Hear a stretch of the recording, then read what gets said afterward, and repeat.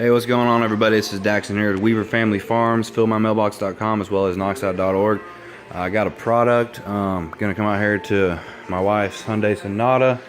It's one of the OBD2 or whatever you call it, code readers for a vehicle. This one, the brand is Foxwell. This is actually really nice. I believe it was 70 bucks, so I haven't seen one this nice at that good of a price.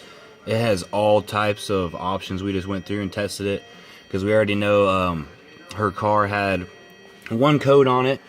So we came out here and just seeing, you know, if it read it and everything. I just had my trucks fixed with one of the codes it was showing, so it wasn't going to show nothing. So I kind of wanted to show you. Let me sit down here and we can kind of mess with it. So we got it plugged in. Can't see down in there, but down under the steering wheel, under there is where you plug these in. And it does say, it gave us a warning. I'm going to go ahead and do that. What you got to do is, it says turn off your car, but you want your ignition on. So turn on the ignition. And we should be good to go here. Hopefully this focus is good and you can see it easily. Move it over here. There we go. So we have, it says OBD2 and EOBD. This is how you actually scan for the codes. DTC lookup, which I'm not totally sure what that is. There's a thing that says review, print data, so you can connect this to a printer actually and print off the codes. About, which will tell you kind of how to use it. The instructions are built into this, which is really neat.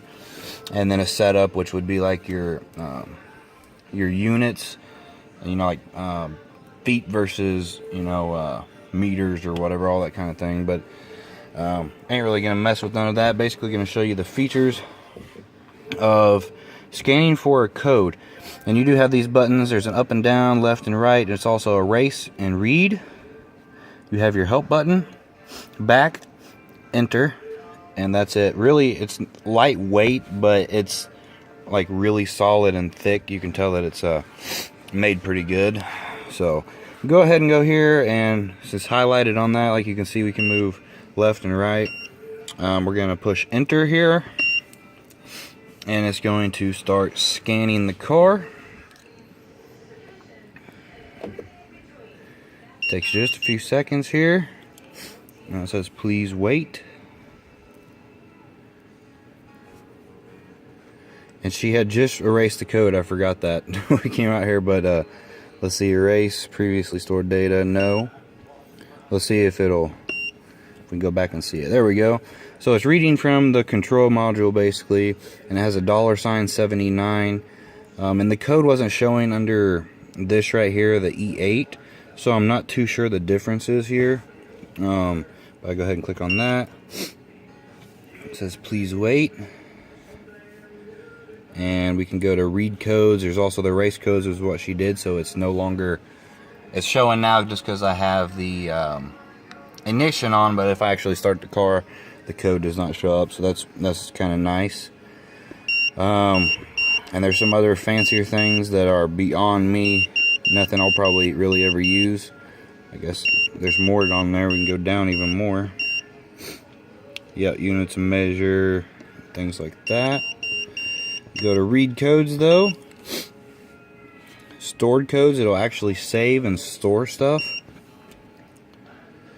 And like I said, she had cleared it, but this is where it was showing the code earlier, which was something about, it has to do somewhere on the gas tank, something about emissions. It's something on the car that is kind of expensive, and it's not really worth, you know, it's not something necessary. It helps control the emissions the car puts out, I guess. So let's see what else there is on there. Permanent codes are ones that are usually serious that you cannot clear. So that'll tell you right there, even if you don't know. We already know. Plus it let us clear the code, so that typically means it's not something serious. Let's see what pending codes mean. I'm not really sure what that is. Yep, it says there's nothing there. So we are good, and I'm gonna go ahead and start the car, and you will be able to see the check engine light that's on right now. It is no longer there because she was able to clear the code, which is, like I said, really cool. So shut off the car, and then oh, that's a power button here. I'm not sure what that does. But it's cool. I also didn't know if these things had to be charged or what, because I had never used one before. But when you plug it into your car down here, that's actually what gives it the power. So that's really nice. Something you don't got to put batteries in or charge or nothing like that. So overall, pretty impressed, especially with, like I said, the price of this thing. Really good, really nice, really cool. So I would recommend this product. Once again, it's made by Foxwell. You can get it on Amazon. This was sent to me by the sellers for doing it. I received it for free for giving an honest video review of it. But anyway, that's it for this video, guys. Thanks for watching, and see you later. Bye bye.